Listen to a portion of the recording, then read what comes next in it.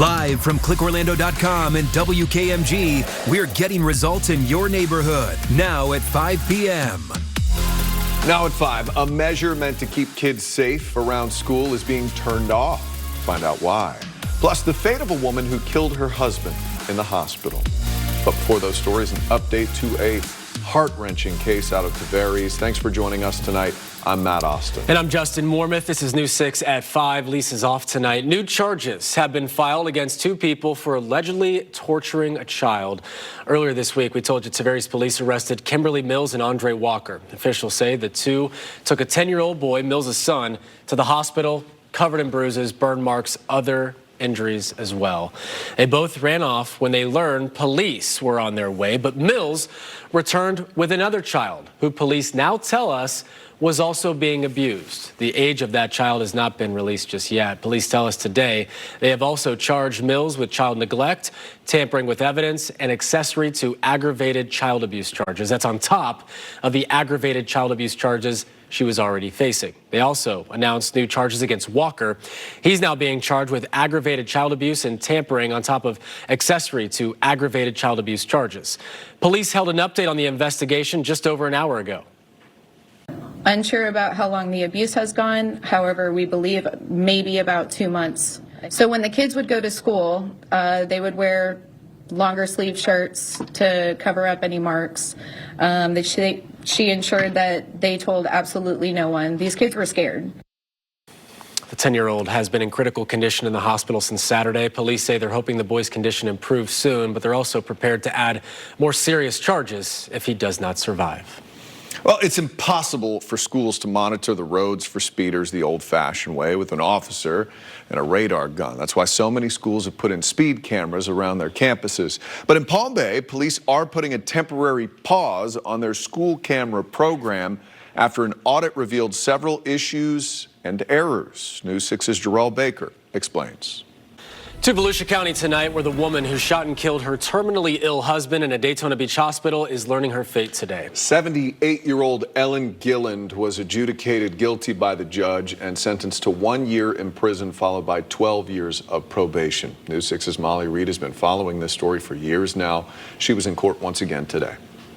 A rough story there, Molly. Thank you. Outside the courthouse, supporters for the Death with Dignity cause came together, rallying for a more lenient sentence for Ellen Gilland. The organization Florida End of Life Options saying if there had been more options for the Gillands, the shooting at the hospital could have been avoided. The organization advocates for different end of life options, including medically assisted suicide for terminally ill adults. Despite tensions cooling after trading barbs last week, Ukrainian President Volodymyr Zelensky and President Trump once again went at it in the Oval Office, and the cameras were rolling. The Ukrainian president came to the U.S. to make a deal with the Trump administration, granting the U.S. access to profits from Ukraine's rare earth minerals as part of a path to ending the war with Russia. But tensions quickly grew in the Oval Office when Zelensky questioned Vice President J.D. Vance about Russia honoring any deal. President Trump stepped in, telling Zelensky America saved Ukraine. You're not in a good position. You don't have the cards right now. With us, you start having cards. But right now, you don't. You're playing cards. You're playing cards. You're gambling with the lives of millions of people. You're gambling with World War III. A scheduled news conference with the two leaders was scrapped, and Zelensky left with neither side signing a mineral rights agreement. He posted on social media thanking the American people and the president for supporting Ukraine, adding that his country needs just and lasting peace.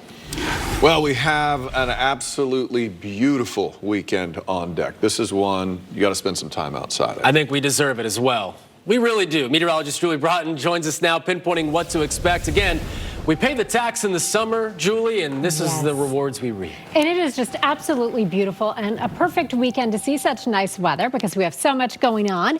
Here's what it looks like in Daytona Beach right now, where Bike Week is underway and is looking great out there.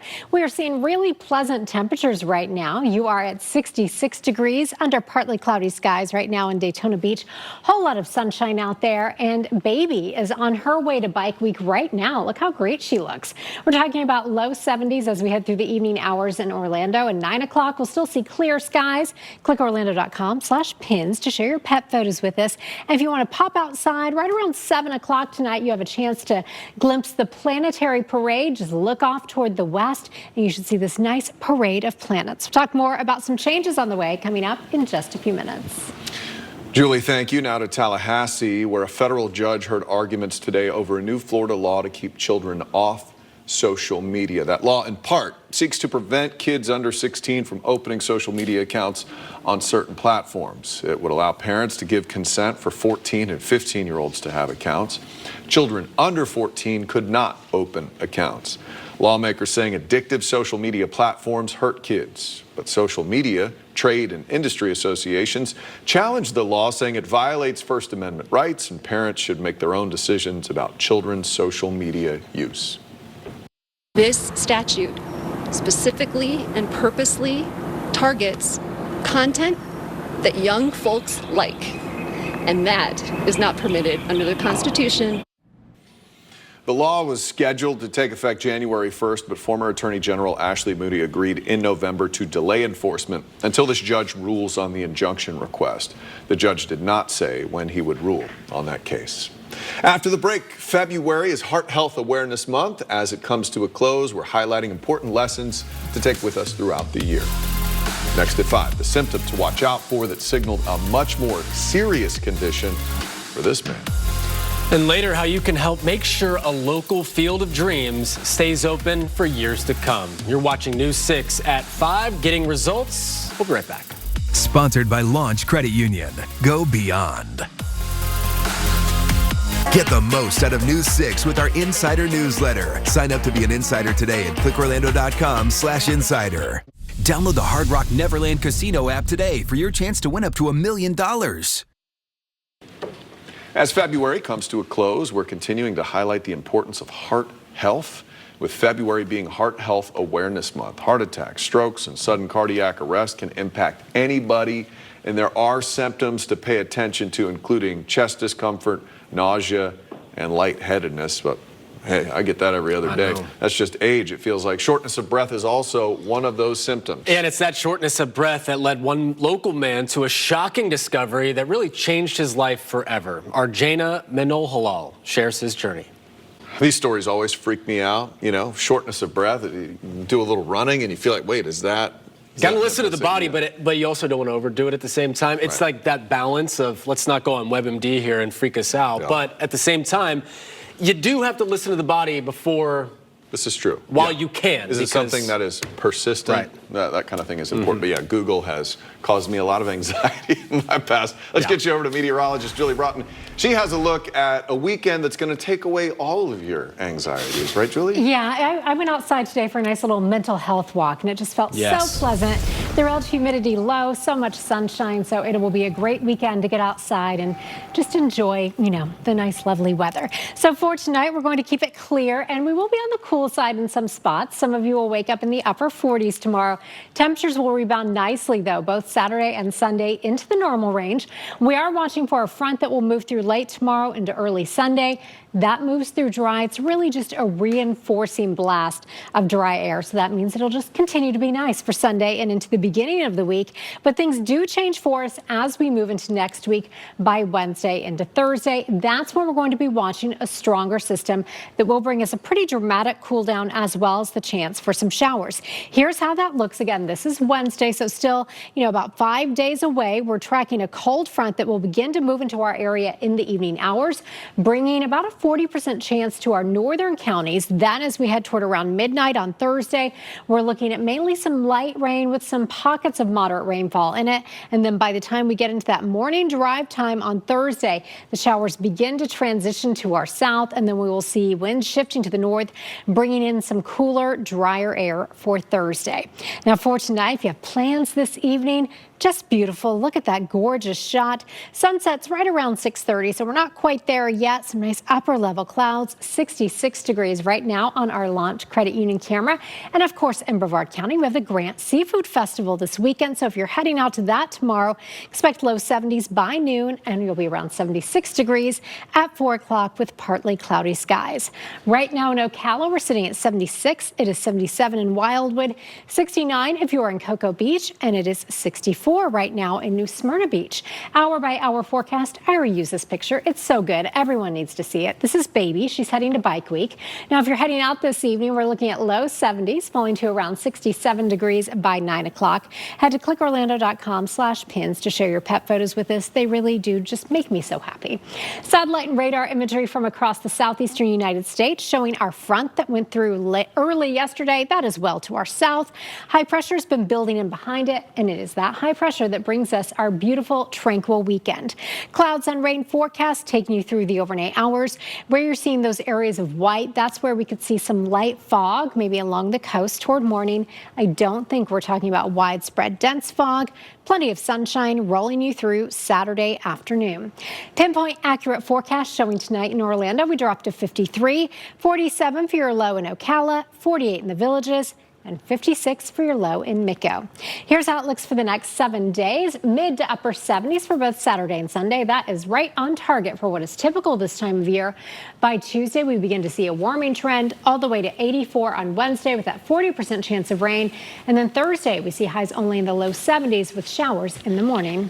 Looking good. Thank you, Julie. It was built and the people came. How you can help a local ball field continue to support athletes of all abilities. Your weekend evening traffic alert. Before I talk about the construction, there are so many events taking place this weekend that will mix with great weather, meaning a lot of pedestrians out there. Also, bike weekend taking place out here in Daytona. So just please be careful. Look twice, save a life. Also, 429, you're going to see some heavy construction over the weekend, and 417. No major shutdowns. It's just going to be a very busy weekend, so I need you to focus. I'm Trooper Steve with your News 6 traffic alert. Have a great weekend, and I'll catch you Monday morning. No matter what's happening where you live, trust Sky 6 to get you the bigger picture. Exclusively sponsored by attorney Dan Newland. A wrong forecast can ruin a lot more than your day. Knowing how the weather will affect where you are or where you're going with pinpoint accuracy down to the minute, that's what News 6 can do for you. I'm meteorologist Jonathan Kegas, weeknights on News 6. Want News 6 straight to your inbox? Sign up for your favorite newsletter at clickorlando.com/newsletter. Sign up for In the Loop Theme Park Scoops, Setting the Stage, and Florida Foodie, just to name a few. Sponsored by the Florida Lottery. Hey, we're looking for your help as WKMG hits the road to Oviedo next month. If you live, work, or spend time in the area and have had an issue you want us to look into or a success story you think should be highlighted, you got to let us know. Head to clickorlando.com/hitstheroad to send your story ideas to us. We'll do our best to look into them. If I look kind of sweaty and weird today, it's because I was in Oviedo all day before I stepped in the door, and looking forward to covering some very interesting stories out in Oviedo. Well, despite the popularity of the NFL and college football, baseball is America's pastime. Yeah, it's really a sport every kid should have access to play. At its core, it's just hitting a ball with a stick, right? And that really is the mission for one local league. Tucked away at Trotters Park in Orlando, Central Florida Miracle League has been up and running since 2005. It is a real-life field of dreams, helping kids with special needs fall in love with the game of baseball. Athletes who are able-bodied, in wheelchairs, verbal and nonverbal, all equal on this playing field. You know, something outside of doctors and therapies and sessions. And it gives the parents an opportunity to sit back for 45 minutes and see their kid participate out in the field as part of a team.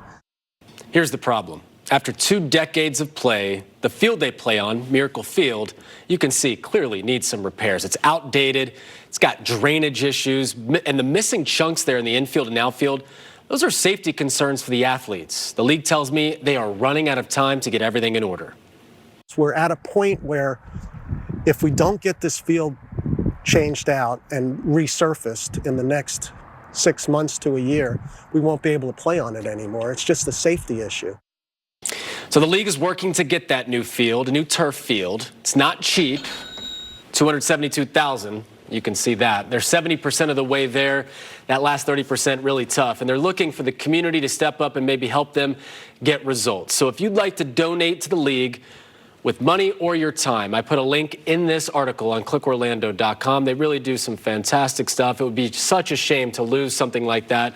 And this year, their season starts tomorrow, Matt. 66 kids between the ages of 5 and 65, so not just kids, right, all signed up to play this year, and they're really looking forward to it, and it'd be a really tough thing to tell them that they can't come back the next season. Who can't get on board with that? And is all that money they've raised, is that just what they've raised? That is no government grants or anything like that? No government money going into that. You can find out more about that piece of the story also by going to the website. All right, over the last few weeks, we've been reporting about big cuts to a lot of government agencies, how new cuts at NOAA could be impacting us this hurricane season. Insiders. What is a News 6 Insider? Find out at clickorlando.com/insider. Live from clickorlando.com and WKMG, we're getting results in your neighborhood. Now at 5:30. Now at 5:30, a measure to get results and keep a community safe, now facing a little backlash. What some people want to see changed. Plus, how one community is trying to preserve an important piece of their history. Glad you're with us. I'm Justin Wormuth, in for Lisa Bell tonight. And I'm Matt Austin. You're watching News 6 at 5:30. We start tonight with ongoing and expanding federal job cuts. Late last night, we learned about 800 employees at NOAA were being fired, including workers at the National Weather Service. More cuts are expected, too. So we asked our meteorologist, Jonathan Kegas, about the impact that this could have nationwide, especially here in Florida during hurricane season. He explains it could impact how we prepare for and react to severe storms. You can't have a grocery store without farmers, and you can't have a weather app without NOAA. We're going to talk about some of the reasons why NOAA is so critical to the things you do in your everyday life. Extremely important on the forecast data front. The argument is to privatize NOAA. Well, private forecasters, broadcast meteorologists like myself, we need that data that NOAA provides to make a forecast together. Your favorite weather YouTuber, they rely on NOAA to use those computer models that they show as well. The spaghetti models that you like to look at, that we rely on during hurricane season, all of that is powered by research and data brought to us by NOAA themselves. They not only do that, but they help to make new models. They help to make new observation technologies to make those models even better. Think the hurricane hunters and what they do. They get us that critical data. That is all a part of NOAA. And again, they are the backbone for private sector forecasts. They're the backbone for any forecast being made because they have the observation network. They have all the data that we crunch to come up with our own forecast here at the Pinpoint Weather Team. Now, one of the sectors, and again, there are many sectors of NOAA. For the sake of time, these are just some of the bigger ones that you may see on an everyday basis. It's the National Weather Service. It is our partners at the National Weather Service. We are in constant communication with them when it comes to severe weather. They are the entity, as you see there at the bottom, responsible for issuing those life-saving watches and warnings that will break into programming sometimes and broadcast those warnings and give you that life-saving information. Those warnings are issued by the local National Weather Service office. I know a lot of times you get weather forecast data from a lot of places, weather forecasts from a lot of places. The National Weather Service is certainly one of them, but that's just surface level. They also are responsible for all of these things and more on your screen. They will launch weather balloons twice a day from about 100 National Weather Service office sites. That data that we need goes into the models to help make them more accurate so that we can dissect and then make our own forecast. They also, again, run that robust surface observation network, including the Doppler radar. If you like to pinpoint where the rain and storms are on your weather app, that would not be possible without NOAA. We cannot forecast the weather. We cannot track and pinpoint the weather without the help of those NOAA Doppler weather radar systems. And again, these are just some of the reasons why NOAA and the National Weather Service are so critical to our daily life.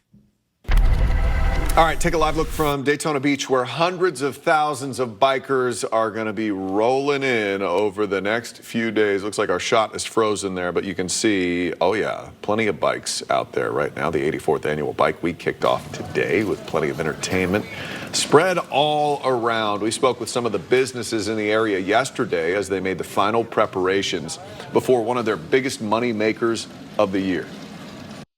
Probably the longest vendor in the street. We'll be Bike Week represents a lot of income for a lot of people. It ain't just us on Main Street, it's all over, the restaurants, the hotels, everybody depends on it. Law enforcement all over Central Florida is asking everybody to be ready for the extra traffic this week, too, and to practice some extra patience on the road out there. The same goes for safety after a serious motorcycle crash early this morning. DeLand police posted on social media they were called to the Circle K right near the intersection of South Woodland Boulevard and State Road 15A at around 6 a.m. Police say it looks like a car pulling out of a gas station hit a motorcycle. We're told the rider of the bike was taken to the hospital with life-threatening injuries. There have been no updates to his condition. It's also not clear if they were in town for Bike Week. Some drivers in Winter Park say a project meant to improve safety for pedestrians is now giving some drivers headaches. This new raised crosswalk here was installed on busy Orange Avenue right near Orwin Manor, that neighborhood there. We received an email from a viewer who says this crosswalk is damaging cars, probably going a little too quickly. News 6's Angie Casada went to investigate. She found out if you don't slow down enough, you could have problems. Won't mess up your car if you take it nice and slow over that thing. FDOT told News 6 it went out to investigate the crosswalk after getting complaints and found it was built according to plans and it is not too high. The agency says it's reaching out to ask for more speed enforcement in that area and is exploring if there are any modifications that can be made to make it less pronounced. I hope they don't. I keep it like it is. I drive over that quite often. And it's not going to mess your car up if you go the speed limit or if you take it down a notch. If you take it as if it's a speed bump, then you're good to go. And it's 30 there, so realistically you can slow down. And it's there for a reason, man. Yeah. I mean, come on. You got to keep those pedestrians safe. Well, you may have driven by this couple of times, maybe countless times, and never known its history. There's a chapel in Altamont Springs, one of the oldest buildings in Seminole County, but after all those years, the bell tower is on the brink of collapse. The small congregation has put everything they have into restoring it. They need the community's help, though, to get results. As News 6's Catherine Silver found out, it's not just about preserving the past, but securing this historic chapel's place in modern times. Yeah, I mean, it's so important as our community changes and the look is different and everything kind of morphs into modern day. It is so critical to keep places like that alive and restore them so future generations can also enjoy it. It's a beautiful place. I feel like I could smell it in the video. You know what that place smells like, that like early 1900s wood. They estimate the repairs for the bell tower could cost more than $50,000. That's twice as much as they already have spent on renovations last year. So if you'd like to help, there is a GoFundMe page. We have shared a link on clickorlando.com if you're interested. Well, it was a historic feat on the court last night. Problem was the Orlando Magic on the wrong side of that. We're recapping. They got to watch. They did. They had a great front row seat to an insane performance from one of the greatest players of all time. We'll have those details and highlights next, Julie. How perfect does this weekend forecast look? We are talking about a lot of sunshine, mid to upper 70s, but I am pinpointing some changes and some rain. We'll time all that out for you coming up after the break. And later, the prehistoric fun you can have in Central Florida this weekend. You're watching News 6 at 5:30, getting results. We'll be right back. This portion of the news is sponsored by Good Greek Moving and Storage. It's Central Florida. You know weather is always changing. Traffic's no different. It could be changing minute by minute. We're just trying to make things easy. How do you dress the kids? Should you bring the umbrella? Which roads to avoid and how I can get you guys to work safely. And we're both Floridians. I've been patrolling these streets for well over 10 years as a Florida State Trooper. I've been forecasting for about a decade. Why not get your information from two people who have lived it? I loved it. You gotta watch before you go. Get the latest news, weather, and more from the News 6 Plus streaming app. Download the News 6 Plus app from the Android TV App Store today. All right, meteorologist Julie Broughton joins us now. We are shaping up for a great weekend, even a pool weekend, perhaps if you have a heater. I don't know. Yeah, whatever you want to do. Or some people are okay with like 68 degrees. A little cold plunge, Julie. I mean, it feels fabulous out there this afternoon. I think it will be just as nice for the next couple of days. We're going to see clear and cool conditions tonight. I do think a few of you could see a little bit of patchy fog toward morning, especially if you live along the coast. Now, this weekend will be right in our normal range for our afternoon highs. And then next week, by Wednesday into Thursday, that's when we're pinpointing some changes, some rain, as well as a little bit of a cool down. But that doesn't come until about 5 days from now. Here's how we did today. This is our almanac page. We topped out at 79 degrees in Orlando after a morning low of 59. Normals this time of year are 77 and 54. Now, a lot is going on this weekend. You should be in great shape for whatever you plan to do. If you want to check out the Longwood Strawberry Festival tomorrow, you'll be in the low 70s by noon, topping out 76 degrees by 4 o'clock, and we will keep it dry this weekend. Here's how it looks for you right now as we take a live look from our Light Orlando Delivering Hope Together camera over downtown Orlando. So much blue sky, 77 degrees. Winds right now are coming in out of the west at 6 miles per hour. You're at 74 if you're in Claremont, 77 right now in Lakeland, and 64 degrees in New Smyrna Beach. Here's your hour-by-hour forecast, and I love this picture so much I may just randomly print it and put it on my desk. Olive and Oscar are hanging out, judging us perhaps. 72 degrees at 7 o'clock. We go to 70 degrees by 8 o'clock, and at 9 o'clock, 67 degrees with clear skies. Head to clickorlando.com/pins to share your pet photos with us. High pressure is in control of our weather, and with high pressure, we typically see nice, tranquil conditions because we have that subsiding air in place. So it makes it difficult for a whole lot of cloud cover to form. We are going to see a front moving through tomorrow night into Sunday. That's going to move through dry. Really just will help to bring some more of this dry air you see to our north down into central Florida, bringing us even a little bit more sunshine. Now, those changes we mentioned, those begin to move into our area by Wednesday. We're tracking a cold front out ahead of that on Wednesday. We'll go into the low, even mid 80s. Here comes that rain. So by 7 o'clock, we'll start to see some areas of rain moving, especially into our northern counties. By midnight, all of us have a pretty good shot at seeing at least some light rain. Then we keep some showers, even a few isolated thunderstorms possible around overnight.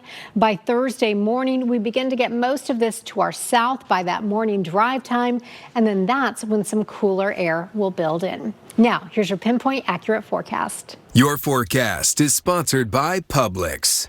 53 for our overnight low tonight, which is pretty typical. Next 7 days showing that perfect weekend, mid to upper 70s. It really should feel pleasant. Nice low relative humidity, lots of sunshine. Then as we head into the work week, we begin to bump those temperatures up. 84 on Thursday, and then only 84 on Wednesday, rather, and then 72 on Thursday. Looking good. Hard to complain about that. Thanks, Jules. He has a history of big games in downtown Orlando. Last night, Steph Curry struck again. Yeah, if he played for the Magic, he'd probably break every NBA record ever existed because he plays so well in the building. Golden State Warriors star dropped more than 50 on the Magic. Sports director Jamie Say joins the conversation. Fun game to watch. It was a really fun game. I mean, you saw something special last night. You didn't see a Magic win, but you saw something special. Steph Curry is obviously more than capable of magical nights, and he had one at the Orlando Magic's expense last night. Yeah. Okay. All right. So the Warriors as a team made 19 three-pointers last night. The Magic gave up 19 threes to Cleveland the other night, too. So got a problem there. Yeah, problem there. Golden State, this is interesting, though.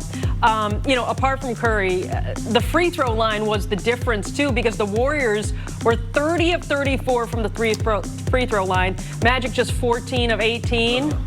Banchero and Wagner were fantastic. Now the Magic have to get this together and try and win on Sunday versus the Raptors, who do not have Steph Curry, That's good obviously. No. So, 56 from Steph Curry. Really special night. But you have to look at the free throw discrepancy, too, and wonder what's up when the Warriors, the jump shooting team, is getting 34 shots from the free throw line. Yeah, they're not even like a drive it to the basket. Yeah, and the Magic are only getting 18. But, the Magic played well. Sometimes Steph Curry is indefensible, right? What do you think's missing from this team?